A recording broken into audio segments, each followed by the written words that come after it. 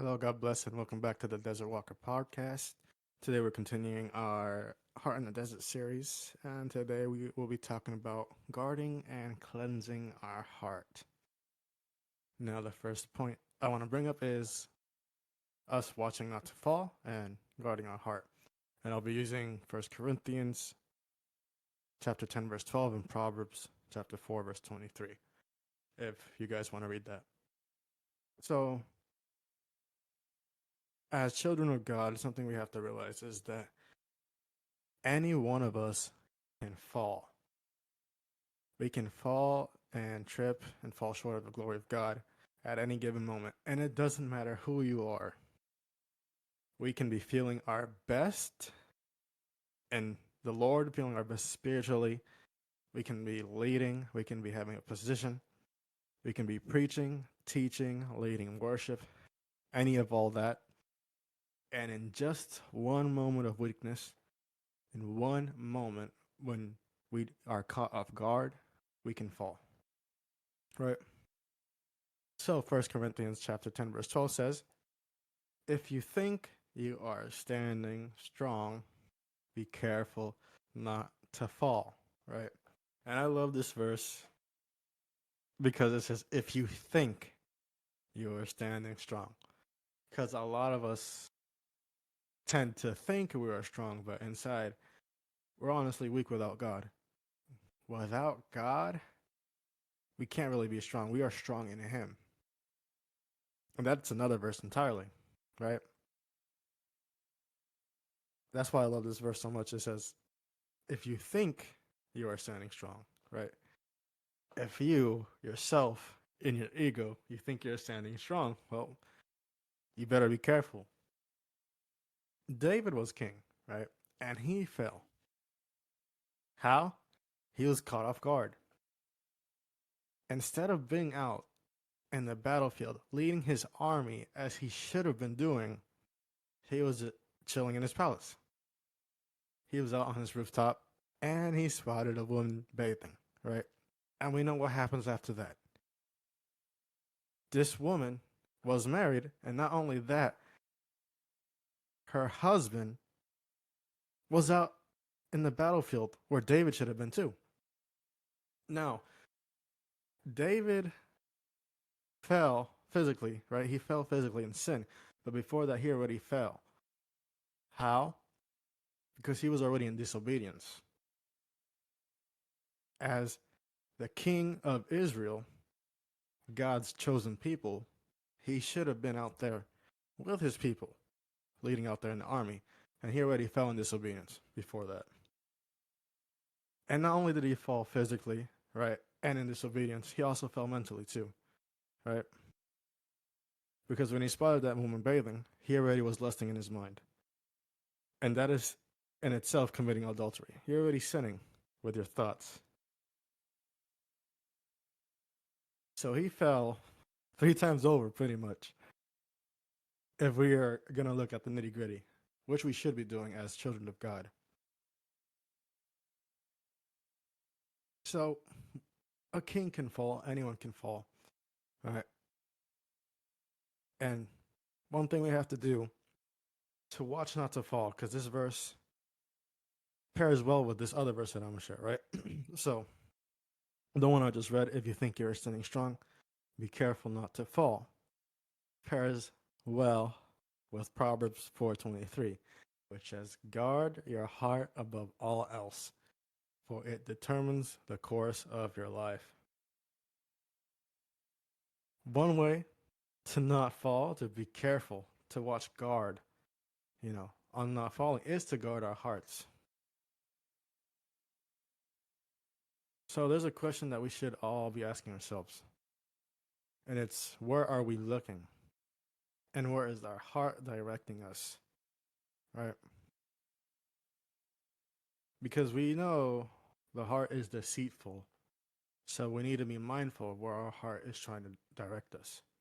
Right? Because sometimes the places where our heart wants to go is not always the best place for us. Right? Our heart has desires, right? And we feel those desires strongly. in different sorts of ways, right? But maybe God has something different planned than what your heart is telling you. And something we need to notice is that the enemy, he is going to try to push us off the narrow path, which each and every one of us as children of God should be on. He's going to throw distractions that can taint our heart and make our heart want and desire things that are not from God.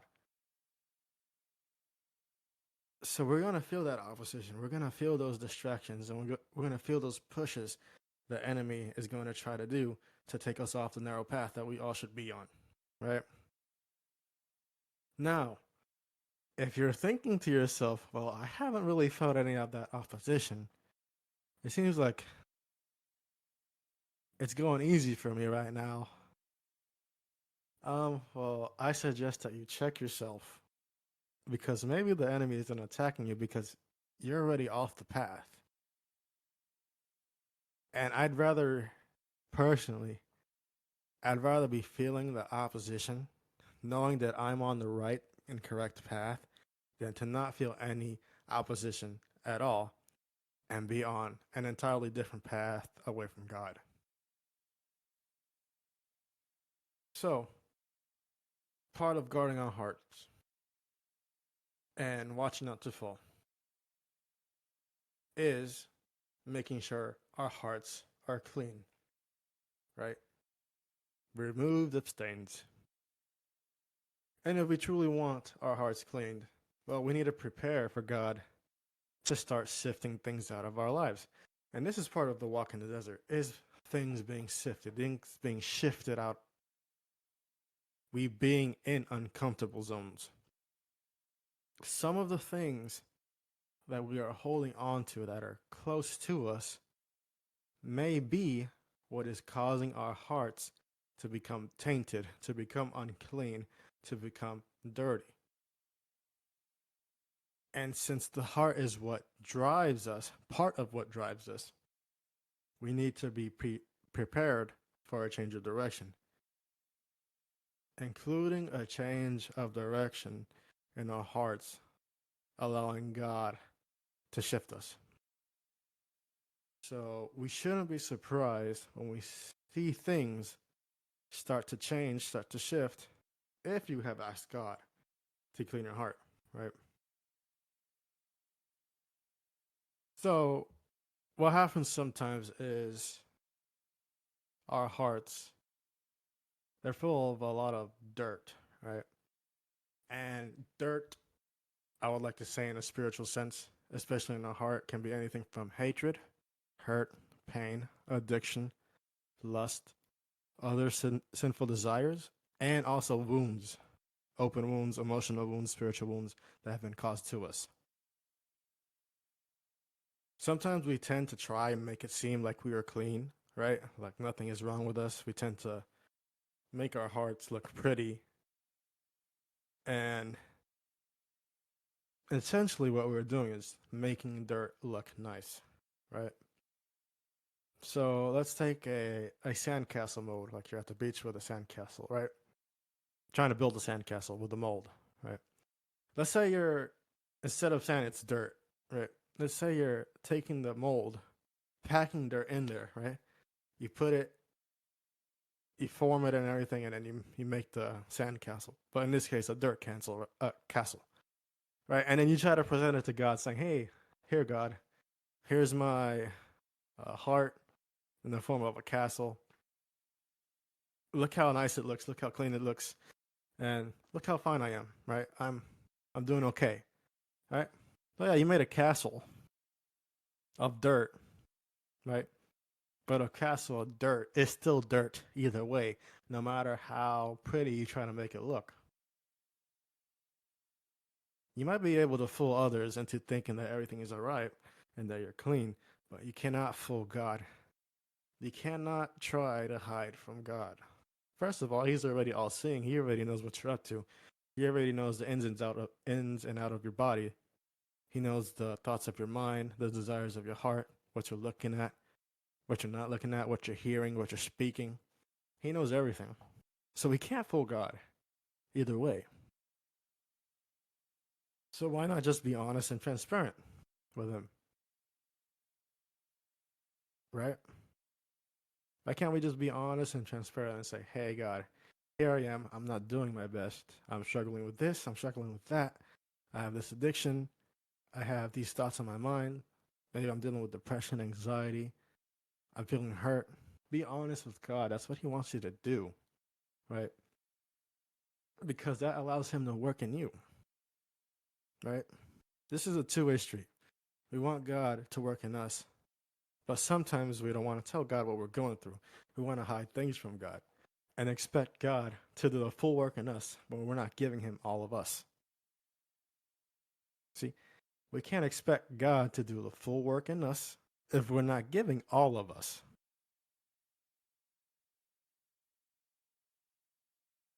So it's a, two-way street. God can do a part, and before He finishes, He's waiting for you to do your part.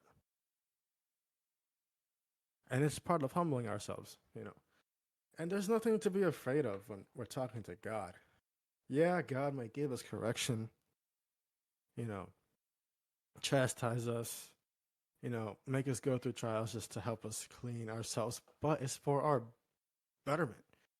It's for our improvement. When we go through those trials, when we go through those deserts, it's for the best of us. God is preparing us for better, to be better. And it's for His glory. All of it is for His glory and to show that He is powerful.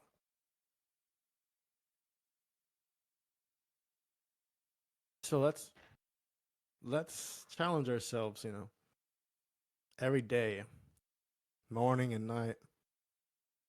You know, maybe sometimes you're waking up in the morning and you're feeling like you don't want to go through the day.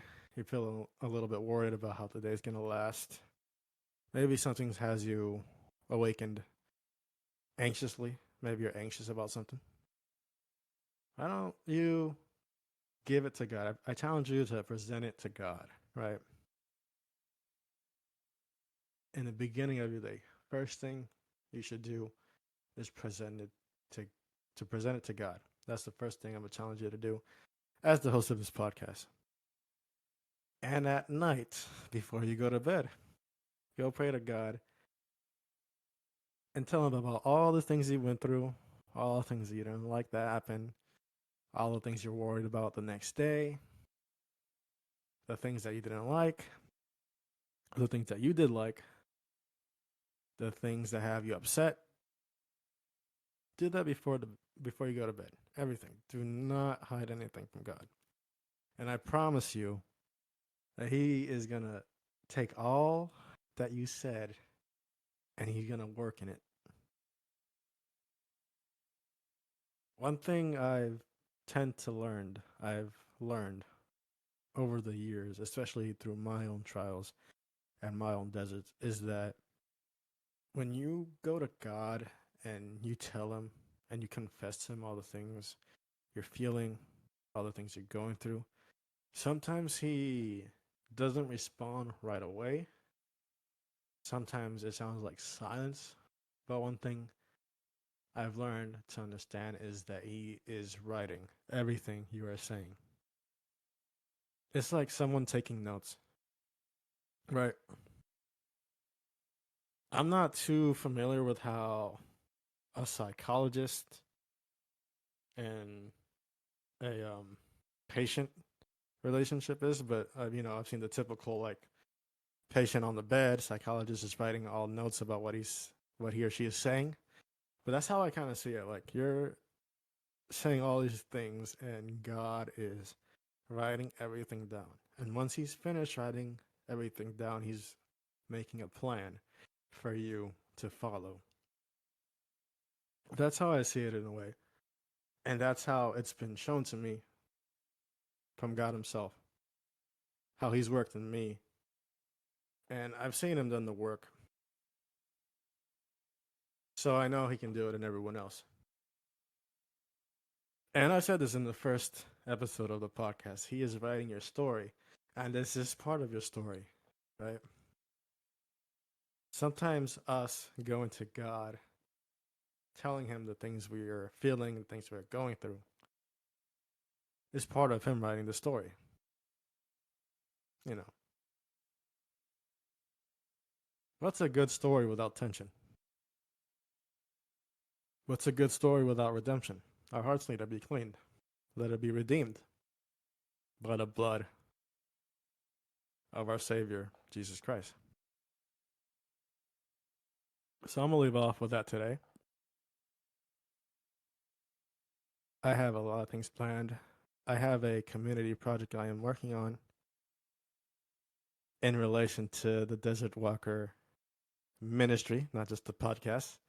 And I'm very excited. It's almost done. Have some people helping with it. And all I ask is that you guys stay tuned on Instagram, especially, and Facebook, because I will be notifying everybody of that soon. It's a little bit of a growing project. It's a big project that grows over time. Um, and the more it grows, the more it's added on to. So I'm excited to share that with everybody soon.